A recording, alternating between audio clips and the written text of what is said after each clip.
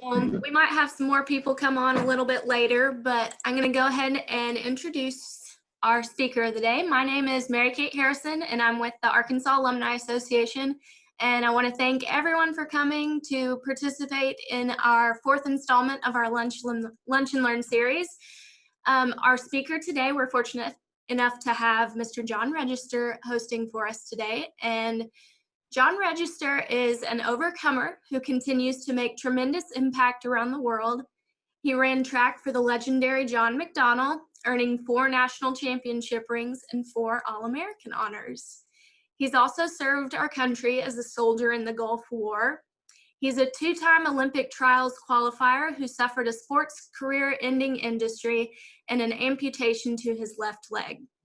Since his injury, he has advised 3 U.S. Secretaries of State, been featured on numerous television shows, founded the United States Olympic Committee's Paralympic Military Sports Program, which helps wounded, ill, and injured service members use sports as a tool for their rehabilitation, and since becoming a U of A Johnson Fellow, continues to give back to the U of A as the designer of the internationally recognized I Believe initiative with Razorback Sports.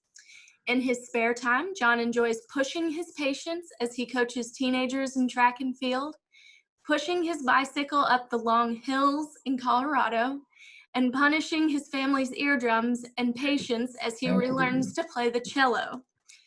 During this Lunch and Learn, Mr. Register is going to share sights on how to amputate our fear and embrace a new normal mindset. There will be time for Q&O. John calls this period question and opinions because he says he has no answers. Absolutely. There will be time for this at the end, so feel free to save some of your questions up. And you can learn more about our speaker by visiting his website. He's on LinkedIn, Facebook, Instagram, and Twitter, and I will put those links in the chat for everyone to check those out. So I'm going to hand it off to Mr. John Register. Wow, thank you so much. It is such an honor to be here, and everybody in this new environment, this new normal environment. How are we embracing it? How are we amputating the fear to actually move forward? It's so great to be here. I hope you are safe and your families are wonderful and safe as well. And as we move through this time period, that you're offering great support. It's wonderful to see some friends on, and the Johnsons are on. I love that. Ray Baker's on. I think I saw Kevin Trainer on as well. So thank you for being on today. It is wonderful to be here. So let's dive into this real quick. After I had my amputation, I made the Paralympic team, which are for athletes with disabilities. And I went to the 1996 Paralympic Games in Atlanta, Georgia. And I'm in the stands, I made the swim team, and I'm in the stands, I'm watching closed circuit television with Summer Sanders, one of our great Olympians. And as I'm watching closed circuit television, it's the cameras over on the long jump runway in the track and field stadium. And for the first time, I'm watching an amputee above the knee run leg over leg down the long jump runway. And the entire crowd, they're cheering for him, they're clapping. He hits the takeoff board, leaps into the air, and at the apex, the height of his flight, his artificial leg flies off. Now, I had never seen this before, but he lands in the sand here, his artificial leg about 3 feet up in front of him, and the whole crowd goes dead silent, like that great Christmas movie, Home Alone, Macaulay Culkin. But that long jumper, quick as a whip, turns back to the official and says, "So where are you going to measure my jump from right here, my artificial leg landed up there?" And I thought that was an absolutely brilliant attitude to have. I also started thinking, why I'm in the swim venue and I am doing something at an excellent level, but I really earned all my accolades in track and field. And all of this came for me to understand that I was really not maximizing the potential that I had. My fears were I might run and fall again. My fears were I won't be up to the same standard that I was before. So today, as we go through this little session, I want to invite you to just think about how we might shift our perspectives, even in places where you think you're doing well. So just in the chat box right now, and Mary Kate will help me with this, is to just think about and share with us how you are shifting your perspective. What are some things that have changed in your lives? We'll just start there. What are some things that have changed in your life? Just put that into the chat box. I want to just hear what you are thinking about right now. So put that in the chat box. We'll give you 2 seconds to do that, because we are in a new normal environment, and the new normal is not a destination, but it's actually a place to grow. So put some of those in, and then I'm going to look on it as well and just see some of the responses. So we got family time is the first one. Family time, yep. Not being able to travel to see our alumni in person and missing these interactions. Right. And we have another one that says, my worst defect became my ministry, from alcoholism to recovery ministry. Yeah. So we see all these new shifts that are happening, and people are learning how to do and how to adapt. And that's really what this whole shifting around this new normal is all about. But we'll dive in and go through the deck and just to share with you some of those things.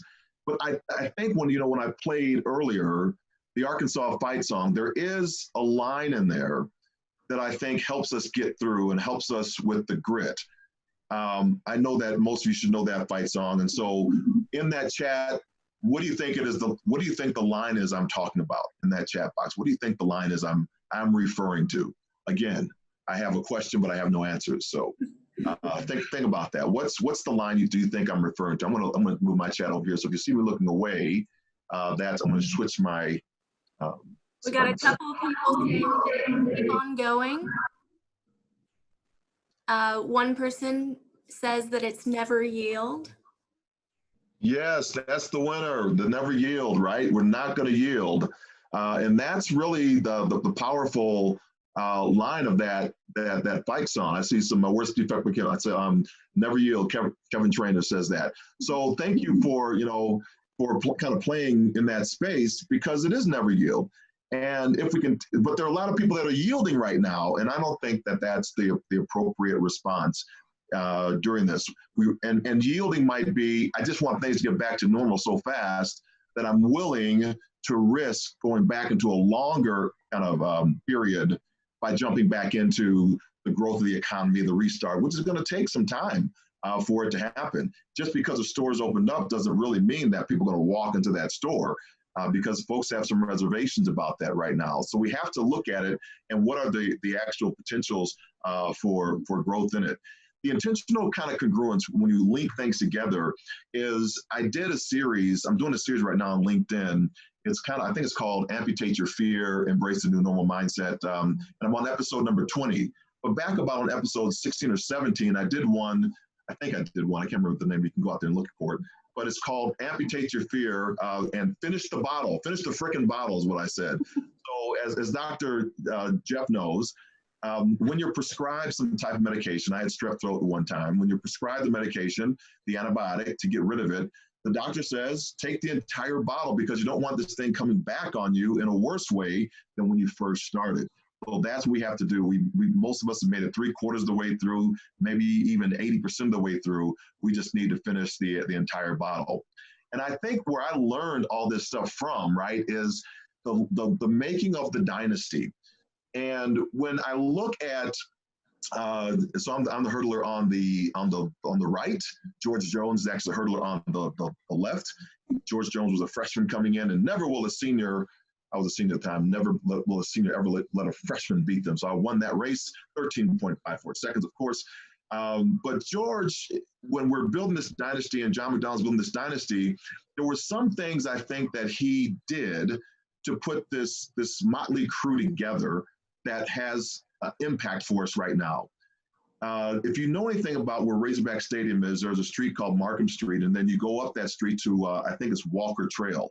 And before Markham Trail was really a huge horse trail. It was like a little small horse trail. We actually had to go up every Saturday and Sunday and make the trail wider.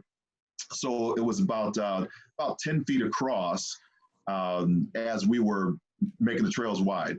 And as we went up there, I knew this was going to benefit our distance runners, so I thought they should do this, right? Because they need more meat on their bones. As a sprinter jumper, I didn't want to be up in these trails, snakes and hogs and all this other stuff that's back in the woods. And I'm from the city, and I'm from the west side of Chicago. I don't want to be up there in that. But he brought the whole team. So the shot putters, the javelin throwers, the high jumpers, the long jumpers, the distance runners, the middle distance runners, the sprinters, all of us were in there to build out these trails. And what happened was it saved the legs of our distance runners. So when we got down to the 1985 championships in Texas, the 10,000 meters going on, we were really a great family unit at that point. And I really believe that's what started off those 42 national championships, because we truly had this family identity. And if you knew anything about Coach McDonald, in the team meetings, John would always say, look, ladies, if the shirt is in front of you is not red, you pass them. And that was what we did. We didn't have the best talent out there, but we had the never yield spirit. So 10,000 meter goes off on that evening. We have about, I think, three guys in the 10,000 meters, and every lap for about these 29, 30 laps, whatever it is, too long for me to run. These guys are chasing this one little kid from Texas. And we had positioned ourselves at 9 o'clock in the evening, because it's so hot down in Texas. All the rest of the team, every 100 meters, we had positioned each other and in little pockets and groups. The entire stadium is empty because no one is supporting their distance runners. All the other teams have gone home. But every 100 meters, you could hear, woo, pig, silly, Razorbacks. And what do you think that was doing to our three runners? It was encouraging them. It was letting them know that we are supporting you. Every 100 meters, we are your support structure. We are here for you. We are going to put into you that never yield mentality. What do you think was doing to the kid out front from Texas? He started going down a downward spiral. So when John McDonald, 800 meters, says, wrap it up, boys, and our three runners go by this one guy like a shot, right? He doesn't finish, the Texas kid doesn't finish in fourth place or fifth place. He's way back to 14th, 15th place because there's no support for him. He's demoralized, and we're still calling the hogs and pushing our guys forward. So when you look at that and the dynasty that's built, you have, Mike Conley now that's over USA Track and Field, where we are. Edric Florial's down in Kentucky with the championship team. You have remnants of Stanley Redwine, who's with Kansas, and he's built a championship team as well. You see where that thing begins. So that's in the picture on the left. You see Mike Conley, John McDonald, myself, and Mike's wife Renee. And on the picture on the right, you see when John came down and Ellen, his wife, came down to support me when I did a presentation in Hot Springs, Arkansas. So it's a family atmosphere where you get through these things together, and it doesn't stop just because the time at Arkansas stopped. That's why the Alumni Association is so critical, that we stay connected together even through these Zoom calls. We have many challenges in our lives, but our perspective, most aren't as severe as being like on a battlefield like when I was, but we can change those perspectives to know that we can embrace this new normal mindset. So let's talk about that real quick. Do you have any, for right now, just want to know, we'll just pause right there. What do you think about, what's on your mind? What are you thinking about right now? Just put in the chat box about what we just talked about that story, about building up a team and having that never yield mentality. Just put that, what's just on your mind? I want to kind of hear what's going on with you right now. And I'll look at the chat real quick to see what some of the comments might be. So before we had Beth Ann was talking about keep it going. We had Kevin talking about never yield. But what are some of the things you're thinking about right now? What's in your headspace right now? Just put something in the chat box there. But I don't start seeing, so I'm gonna move on to the next deal. All right. So how to keep our division strong while we are away. So that's from Eunice. Absolutely, Eunice. That's tough for leaders, because when this pandemic began, most leaders put their head down and began charging forward without taking a pause and a respite to say, okay, what is the best pathway forward to keep our division strong, to keep our unit together, to keep our team together. And those are some of the things. From Reginald Urban talks about encouragement.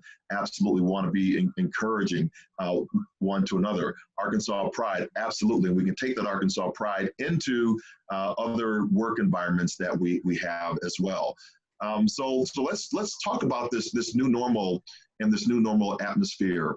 So I define, we hear the new normal term out there all the time right now. And the new normal is really being positioned, when I see it most of the time, as a destination. Well, we're in the new normal, so that's our destination. Or the new normal is going to be this, that's a destination call. I don't look at the new normal as that way. I really look at the new normal in a space of new is no prior point of reference. So if new is no prior point of reference, we're not going to live in a past environment. I'm not going to cling to what is gone. And there are a lot of people clinging right now to what is gone. And you'll hear them in their vernacular saying, once things just get back to the way it was, if I just get back to the work environment, then things will be fine. Well, we've already had this trauma that we're living through, and things are not going to be fine as we think they are. Things have shifted. There might be some things and remnants that are going to move forward from here. I think a lot of people are going to be looking at telecommuting a little bit differently now than those who are reluctant to have done it before. So new is not any prior point of reference. We don't want to hold on to those old ideas. The normal then is really the everyday typical occurrence of a thought or an action. And here's what I mean by that. It's the rituals that turn into rhythms that elevate us to a rise. So we don't stagnate at a destination. We actually springboard to the next thing because we are using the tools that we have in our toolkit to actually allow us to move forward. So the new normal then becomes not a destination, but a plateau to grow. So every single day we can choose, every single hour we can choose to be a little bit different.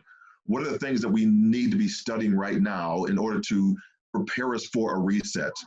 What are the things we need to be preparing for right now that might prepare us for a relapse? So those are things that I continue to think about in this new normal state, even with inside of the business. You know, as a professional speaker in the meetings professional industry, I know that the meeting space has gone silent, but I was already doing things online. As you can see, you know, I can do a 2-camera shoot.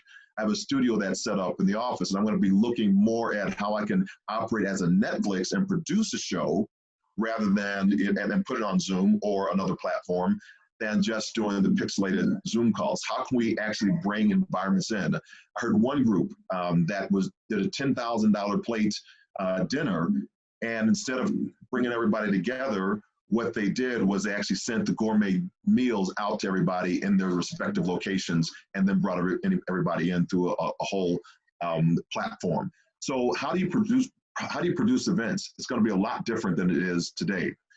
So in the new normal for me, this was a challenge because at 5:29 on May 17th, I was one of the fastest hurdlers in the United States of America, top 10, top 20 in the world.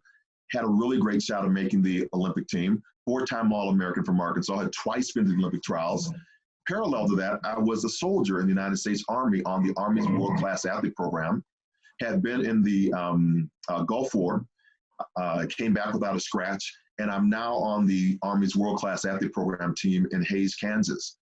I'm running over some hurdles. I'm just doing a shakeout for the next day. I've just run my first sub-50-second hurdle race in the 400-meter hurdles, and at 5:30 that afternoon, I misstepped the third hurdle. I go across it, I land awkwardly, I snap my left leg in half, I land on the ground, and at 5:30, I would never run another hurdle in my life. So what do? At that moment, I began thinking, checking my shoulders are okay, check my waist, it's okay. When I saw my knee, the patella tendon had ruptured and had risen about 3 inches up my femur bone, and the leg had been dislocated and was now canted across the right leg, and my foot was resting on the black surface clay of the track. So I want to pause right there and just give you a sense of what this actually looked like. I have a slide I'm going to show you, and if you're a little bit queasy, you can turn away from it because I'm going to show you what's going on with the leg in that one moment. And it'll be up there for about maybe a couple minutes, but I want to show you what was happening. So as you can see, here's my foot that's on the ground with I'm moving the cursor on it. And if you move up the leg, you'll see where the knee dislocation is. And the patella is over here a little bit canted to the under about south of the head of the femur bone. My head is over here. My friend Dino Napier is holding on to me with the head is on my head. Ben Curitin, who I'm supposed to go to officer candidate school, he's here. Roz is holding on to my hand here. And I have no idea whose ashy legs these are up here. So as I am in pain on the ground, the only thing I can think about is just get up. And of course, it's not an option to get up. But I'm thinking if I can just get back to normal, everything will be all right. If I can just stand up, everything will be all right. But normal is gone at this moment. So what do? So what I began to do was my teammates surrounding me began to sing hymns and songs to keep me calm. They were making sure that medical attention was getting there. But 90 minutes later, after the ambulance came, I was taken to Hayes Medical Center in Hayes, Kansas, where another doctor, he comes in, he's got a white coat on and a stethoscope around his neck, clipboard in his hand, and he looks at me and he says, "Mr. Register, looks like you got a bit of a problem. I'm gonna have to fix that." So he bore down on that crooked leg, had two orderlies on my shoulders, and he said, "We're gonna do this on 3. And it was like, brace yourself, 1, spam, goes right back into the socket. And my knee ballooned up, I passed out, and I don't remember the next 7 days. Over the course of 7 days, I was told, I was medevac to Wichita, Kansas, Wesley Medical Center, had undergone multiple vein graft operations to try to make arterial flow happen again, but it just wasn't taking. The blood thinners weren't helping as much as they should have. And as I lay there in that bed, the doctor, Dr. Randy Mullins, walks in and says, "John, you have a tough choice to make. You can keep your leg and use a walker or a wheelchair for the rest of your life, or I can amputate your leg and you can use a prosthesis for the rest of your life." Now, really, what kind of choice is that?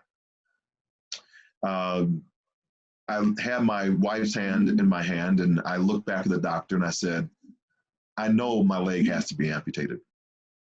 And he immediately went into action. And a couple nights later, I mean, I woke up in a hospital bed at 11 o'clock at night, and the pain was so tremendous. I just wanted something to knock it out. So I saw the morphine drip button that was on my side, but I was too weak to roll over to press the button. I saw the nurse's aid station out from where I was, and I thought I would call out to them, but those tubes that had been down my throat made the sound too inaudible to get their attention. So there I lay in that hospital bed for the next 8 hours with my dangerous thoughts. Who am I now? What's my identity? Will my wife still stay with me? Will my son still see me as his father? Do I still have a job in the United States Army? Can I support my family? My Olympic dreams are over. And at 8 o'clock, Dr. Randy Mullins, he walks back in the room. He takes one look at me and sees I've done a 180-degree shift. And he immediately calls my wife, Alice, who, God bless her, is trying to manage herself, me, John Jr., her mother-in-law. And unbeknownst to me, that morning, her job had called her when she was living back in Arkansas. Her job called her and said, "You've taken off too much time," and they fired her from her job for staying with me. And she didn't tell me about it. She comes over to the hospital bed, takes them 45 minutes to get me out of the chair, out of the bed, into a wheelchair, wheeled out to an inaccessible playground where I'm parked there watching her and my son play on the swings. And I could not push myself out of that chair. It was the first time that I felt dejected, disenfranchised, disabled, and I lost it. I tell you, I lost it. I started crying uncontrollably. And when my wife, Alice, saw me struggling, she came running over and said, "What is going on?" And I began to articulate to her every single thing that was in my head the night before. And then she said the words that stopped my downward spiral. "You know what, John? We're going to get through this together. It's just our new normal. It's just our new normal." And when she spoke those words, a calm came over me. And even though I was in still distress and stressed, it was a baseline move. She baselined my entire existence. And as I thought about those words, "It's just our new normal," John Jr., he jumps off the swing set, comes running over. He's 5.5 years old. "Hey, Dad, you see my big jump? You see my big jump, Dad?" He jumps in between Alice and myself. And I realized at that moment, he had just validated me as his father. He had just created his new normal. So as we pause there for just a second, those fears I had in the hospital that kind of cocooned around myself, I think those were the things that I truly overcame. When COVID-19 hit, and just kind of putting it in the chat box there, what were some of your initial fears when you found out that your job, your university, the Alumni Association, all of that was going to have to shift? What was the initial reaction that you have? Did you have? Just put it over there in the chat box. We're going to talk about some of those things real quick before we just kind of interim our session, open up for questions and opinions. All right. So I want to see what you got over there. So I'm going to flip my camera once again. I'll wait for folks to start jumping in. Going to lose our job? Absolutely. How many people right now are on unemployment, right? My wife's a flight attendant with Southwest Airlines, and she, right now at the same time, she's trying to figure out what's going to happen with a company that's in a strong cash position. Will my current skills work in the future? Absolutely. And I'll tell you something about that, Melinda. Think about this from that question from this standpoint, right? When you were in college, are you working in the job set, the job skills, with the same technical support that you had when you went through the University of Arkansas or whatever school that you had gone to? Because the job I'm in right now, what I'm doing right now, was not something that I was looking forward. I was doing as a course of study at Arkansas. What's my purpose now? Absolutely, Jen. For sure, people are questioning their purpose, and that's a redefining moment that we're going to get to. When will we ever come back to work? Julie, that's awesome. I also think that people are saying, when are my kids going back to school? So that's it. How do I keep my family from getting sick? Right. You got to hold people at the door, because people, this is serious business, and we have to, keep the medicine going the entire way. What will schools look like? And the need for interaction with kids? Absolutely. And now we're getting afraid of people. People are now we're fearful of that, and so we have to begin to shift that mindset. So let's move forward here and talk about some of those things. The fears that I had, right, in this whole thing with the new normal was, first of all, inward, right? My individual stigma against myself. Who am I now? What's my identity? Is Alex going to still stay with me?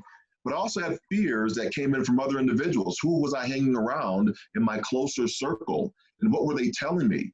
These other people who were believing for me what I could or could not do, which was based upon what they believed they could or could not do if they were in my situation. And then finally, societal. What are we listening to, and who was I listening to in society that made me believe my fears in the first place?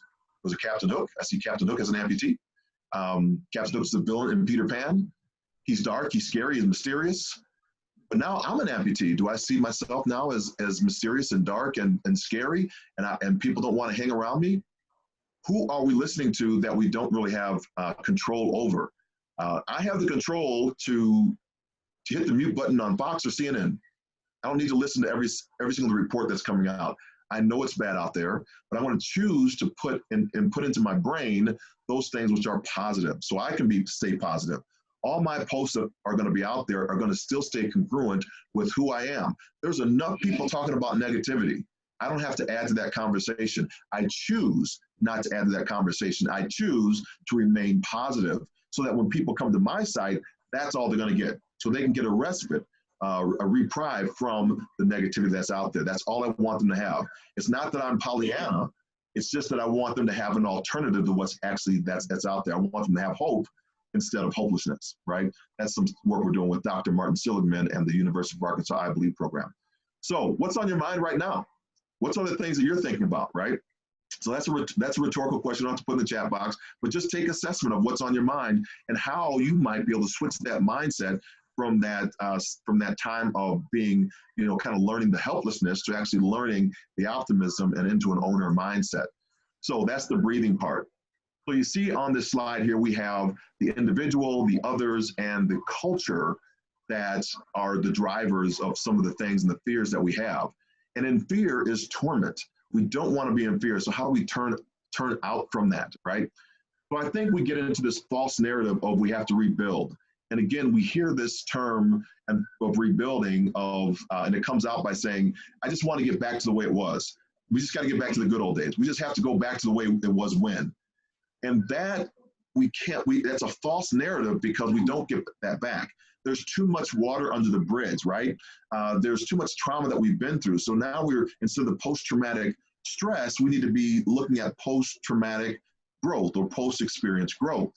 So I think that what happens now is this redefining moment. This was so true for me, and maybe it's true for you as well. That in the redefining moment, we're thinking about these other people over here, these others that are pulling us back to their thoughts, their beliefs, their attitudes, or the culture that we're listening to that are driving the fears that we have as an individual. But we have to choose in our life, in the redefining moment, that there's a hope that's there, that there's something greater, there's something better. Because if we hold on to despair and anxiety, it'll breed that, it'll produce that. So I say, what is it that we are going to choose to release? What is it that we're going to choose to let go of? What is it that we're going to choose to amputate to begin to embrace this new normal mindset? And when we choose those things that are holding us back, we can then get on the third track, right? And that's this rebirthing. When I first had an artificial leg and I strapped it on, I didn't know how to walk in it. I had to relearn to walk. I had to learn how to run and then relearn how to jump again. I had to relearn how to operate a motor vehicle. I had to relearn how to show up and sit on a desk or sit on an airplane because it would lose suction, or sit on a bus. Any of those things was a new experience for me. So it's a new birth. And even though I have some past experiences I can draw from, it's pushing me into my new reality until the point till I become so resolved and so resolute that no one can put me back in that space. I know that at the standpoint when I'm resolute and I know how to operate an artificial leg, you can't tell me how not to run an artificial leg or that, because I know who I am. And we can get to that space, but we have to choose what it is we're going to amputate to get there. And this equals, ladies and gentlemen, our liberation. That resolve, that is the never yield spirit. That's the never yield determination, dogged determination. That equals our liberation. And you'll hear it in people's vernacular by saying optimistic statements. I know we're going to get through this. And they don't go back to the negativity of the other people that are trying to pull them down and looking at negative statements. You'll hear it in their voice. And the liberation is really not for us. The liberation is actually for, in my opinion, is to release other people from what's holding them back and what's putting them in bondage. It's the legacy piece. We need to go back and build a bridge to someone else in that moment. This line that we have here, it runs from the individual through the redefining moment to the liberating moment. And I believe that in that redefining moment, that's our greatest challenge. People get hung up and they get stuck there in this existence. So from that, you heard this. In your role, what do you think that you need to amputate to embrace your new normal? So let's put that in the chat box and see what we have. What do you need to amputate to embrace your new normals? What are the fears? I had to overcome some of these fears. The fears of my wife leaving, the fear of my son not seeing me as dad, the fear of how would I manage for myself again? Would I be able to have a job with a job market of people with disabilities over 70%? So what were some of the fears I had? Those were some of them. So let's put that in the chat box. I'll go over there and I'll start looking at that and we'll see what's going on. Let me see, put my camera. So I'm not sure if that was from the same, what strength will I need to learn to help my family stay on track? I think that was from the last one that Patty said. So what fears that do we need to overcome? What will you amputate is a question to embrace your new normal mindset. So what is that? So we'll put that in there. Because there are some fears that we're going to have. And one of the things I found that, like in business, when I talk to businesses, is they're reluctant to say what those are. But if we can identify them, it helps us to actually identify and then let go and release them. So letting go of negative thoughts, absolutely, Eunice, for sure we got to let go. Fear of change and routine, yes. So we have to develop, like I said earlier, a ritual. Ritual creates a rhythm. Rhythm elevates us to our ride. The comfort and the way of things have been previously done. Right, that's going to change. A lot of that will change. Some things will stay the same, but the way we're doing things, you know, I have my mask when I go to the store all the time now to get food. Will I shorten my trips and buy more in bulk now, you know, for that? Being lonely, absolutely, Katie, right? So how can we not be lonely, you know, being on these Zoom calls or picking up the telephone and calling individuals. I've been doing that, you know, 5 calls a day just to make sure I'm doing that. Using these platforms to teach and coach, absolutely, Reginald. So thanks. Not having a clear picture of what the new normal will look like, right? And we won't, Patty. That's a part of it, right? We don't have a good picture of what it looks like, but we can control what we can control. So I love that. So I'm going to show you a quick video here if I can get it. I think my audio is running on here. I think I set that up that way. So let's look back at this video, because what happened was I began in my new normal to build the ritual to the rhythm, and the rhythm elevating the rise was I started swimming for physical therapy. And I got so fast in the water that I somehow fluked up and made the Paralympic swim team. It was there in Atlanta. I saw athletes on the track running track and field. I had a leg made for running, and 4 years later, went to Sydney, Australia, and these were the results. Now, if you can't hear the audio, put that in the chat box, but I think you should be able to hear the audio on this. Okay. Let's take a look at the men's long jump F42 final starting list, and Lucas Christen from Switzerland is the dominant one in this field. Oh. He holds both the world and Paralympic record in this event. Victor Goriansen from Sweden is up now, ready for his 3rd attempt. It's not a bad effort. He's pretty satisfied with it. 4.89. It's actually a season best for the Swede. Here's the man to beat. He is the world record holder, jumping 5.43 in 98 in Birmingham. Well, he's pleased the crowd. He's happy with that one. And so he should be. He's smashed his world mark with 5.57, a new world mark. Well, the pressure's really on now for John Register from the USA. 5.57, the mark to beat. Nice lead up, but it's short. He's not able to take the gold from Christen, but he does move into 2nd spot. So here are the results of the men's long jump final. Gold to Christen, silver to Register, and Goriansen home with the bronze. Every time I see that video, in full disclosure, I think I'm going to win the gold medal. So, but it was silver, and I have it. Let's see if I can pull it down here. Boom, silver. So I'm gonna pause there. Well, I'll say one more thing. I want to pause. I want us to have a little chat. We talked about in that last slide, right? Was the resolve, the being resolute. That's a long way, 6.5 years from when I was first injured to be now a silver medalist, right? And to learn all the techniques and how to run again. It's very difficult for me to go and walk into a hospital with an injured soldier and then tell them that they can do that. It has to be incremental. But in this moment, the more confident person is the one when I was winning the silver medal. You could have told me the hospital stories again, because I knew what I knew. I was resolved, I was resolute. In fact, a reporter asked me, she said, "Hey, John, I know that you competed in the Southwest Conference, the old Southwest Conference, against, you know, Carl Lewis. You jumped against him, you ran against Michael Johnson. Do you think that with artificial limb technology, you'd be able to run against them again?" And I thought about her question for a moment, and I said, no. But I think your question might be rephrased as, you know, I'm not probably going to grow a leg back, but God forbid if Michael Johnson or Carl Lewis lost one, that they run as fast or jump as far as I do. And that's the catch up. That's the resolve that we need to have to bring other people to look at a different way of thought and of process, right? So really quick, let's do this. If you have any questions, let's put them in the chat box right now. And I will close up the conversation with kind of a recap of everything and give you some tools. All right, so I'll look in the chat box. Yay, Katie. Yes, she says yay. I think that's for the video. Right. So let's if you have any questions. So do you want to moderate this? Sure. Okay. I will read the questions to you.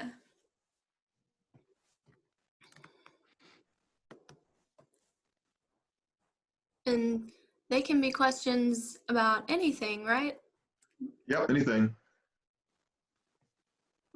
While you're thinking about that, we are doing that. You heard in the introduction that I am doing a session right now with the Razorback program for I Believe, and it's a really great model. I'm restructuring a lot of the content that I created for that to help businesses right now, because a lot of the modules that are in that I Believe program, I'll share a few with you right now, but they really relate to how we show up and move through these time periods.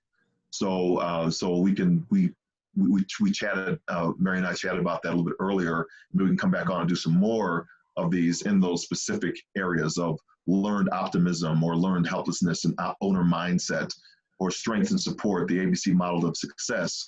All these things we're teaching our athletes and students as well. Can you give us some tips on how to stay focused on moving forward versus worrying about what if? Right. That's great. Thank you for that question.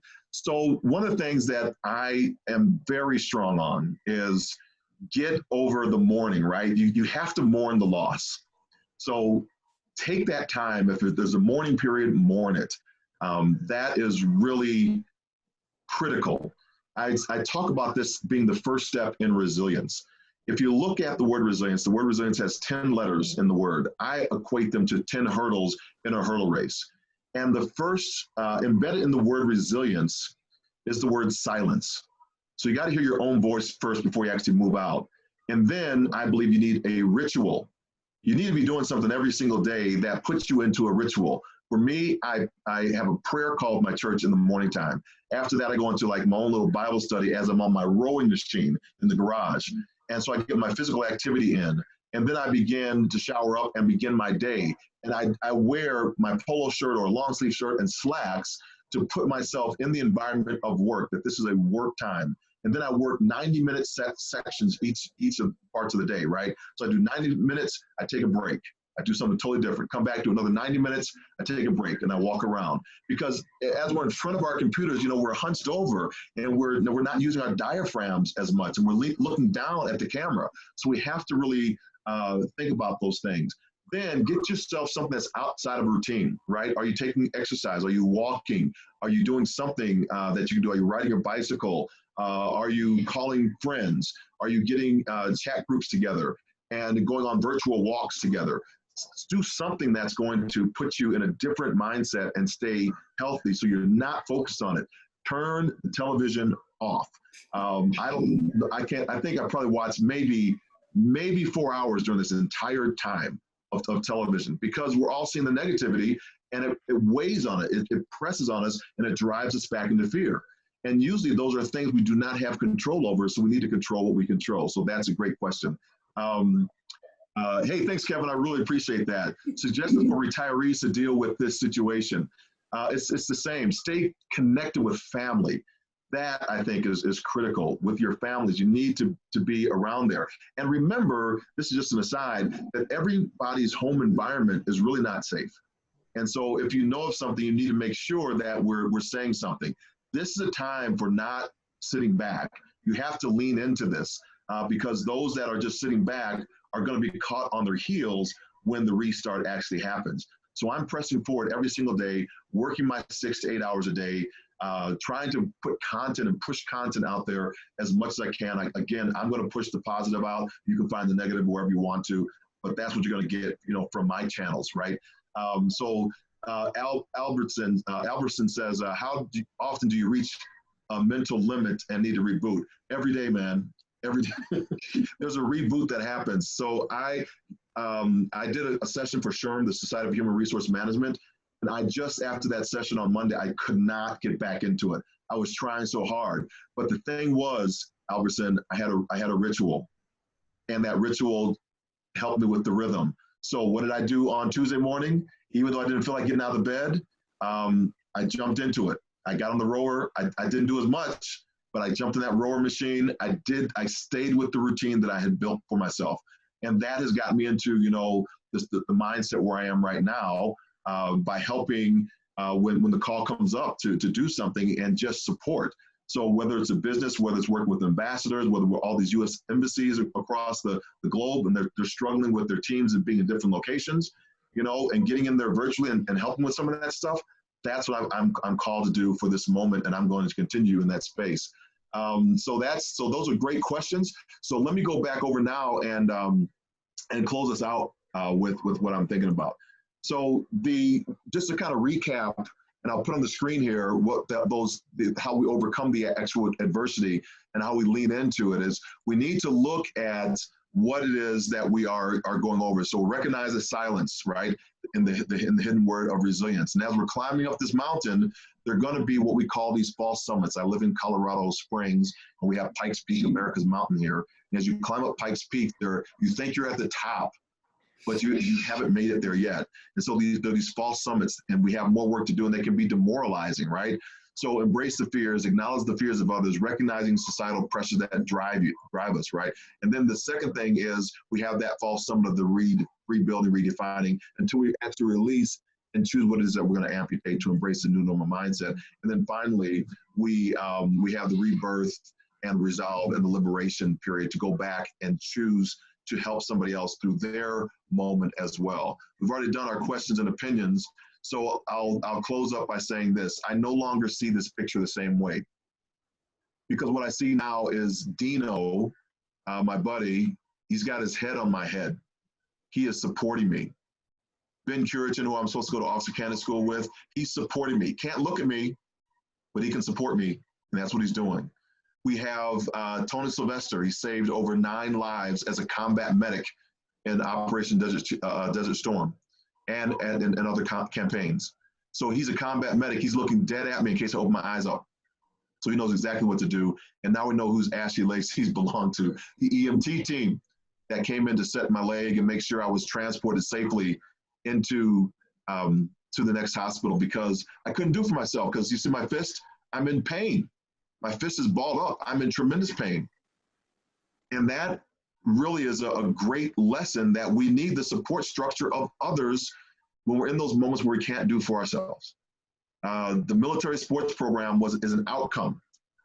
So after the Paralympic Games, I went back, I was called upon to go to the United States Olympic Committee and help them with a youth program.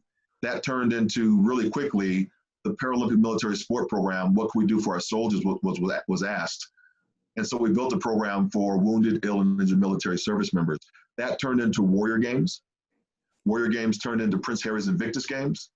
And the big coup de grace that I'm looking forward to right now is to working with them to see if we can actually build. I want an Iraqi that's wounded in America, and an American that's wounded in Iraqi, and other conflicting countries that have wounded each other, to use the battlefield of sport to bring reparations to each other, just like Vietnam vets have done, just like the old World War II vets did, because it's not natural to take a life on either side.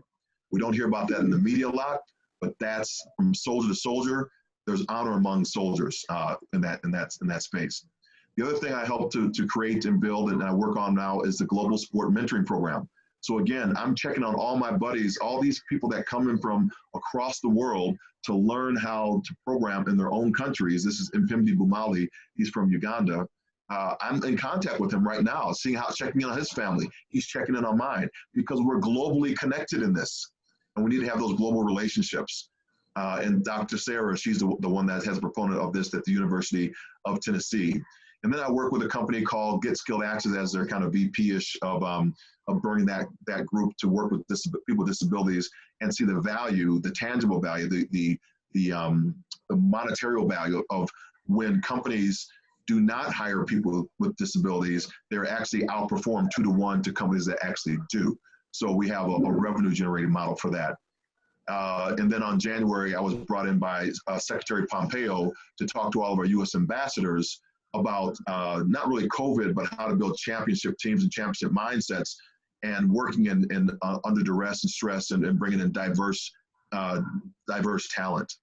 So we talked a little bit about the I Believe initiative that's going on. It's an amazing program. We took African-American male athletes, primarily, the 67% of male athletes that are on the Arkansas campus that are in revenue generating sports versus the 2%, less than 1.5% of student body African-American males that are inside of the University of Arkansas. We put them in a room to begin to talk about some of those issues and owner mindset and how they can, showing up in a classroom of 1 of 46 throughout their entire University of Arkansas experience.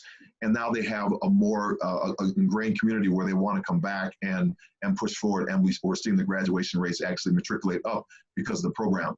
So this can actually go, this program can be built on any level. We just built it for that. It can be built for any other company as well. So where are they now? My wife and I, we've been married a little over 30 years. So that's my wife, Alice. Our son, John Jr. is 31. So you can do the math on that. Ashley is here. That's our daughter. Ashley is now 25. She's just, of course, we're in Hawaii there. And remember the fears I had? So the fears I had was, one of my fears in the hospital. Well, Ashley's here because everything still worked. Oh, Dr. Jeff, appreciate that joke. He's a urologist, everybody. So John Jr. has Ayana. That's my little grandbaby, and Alice is a flight attendant, so we get some flight privileges. Took her to Hawaii. Can't wait to do it again. She loved it. It was great. To recap what we talked about, we have the redefining moments that really we need to focus on, and think about that change mindset from that person that lost their leg in the long jump, and how we can switch our mindsets around it. And we can think about things differently. So I thank you for your time. What an amazing group you've been. Thank you for all the questions. I am out there on social media all over the place. And if you're interested into coming in to speak to your own organization, just let me know. We can make that happen for you. I have a lot of stuff out there. So I say to you, embrace your fears, amputate your fears, embrace your new normal. Go forth, inspire your world, Razorbacks, because we never yield. Thanks so much for your time today. Thank you so much, John. And I'm going to put your all of your connection websites in here in the chat box too, so everyone can check them out. And truly, thank you so much for talking with us today. I think me personally, it's given me a little bit of calm in this different storm we're facing, but this was great, and we would love to have you back on another time, because I think obviously people have enjoyed this. So. Well, great. Yeah. So follow me on LinkedIn. I mean, that's where I do a lot of the stuff, and YouTube. I do a lot of stuff as well. I just put a series together. It's a learning module, not really a learning module, but a series of videos, about 9 videos that drip out every 3 days. If you're interested in that, I'm just putting the finishing touches on it. Let me know. I need some guinea pigs to go through it. So, just make sure it works well. But it's for companies to help their employees, right? So thank you very much. Absolutely. Thank you all for coming. And thank you one more time to John for hosting us today. Thank you. You. See y'all.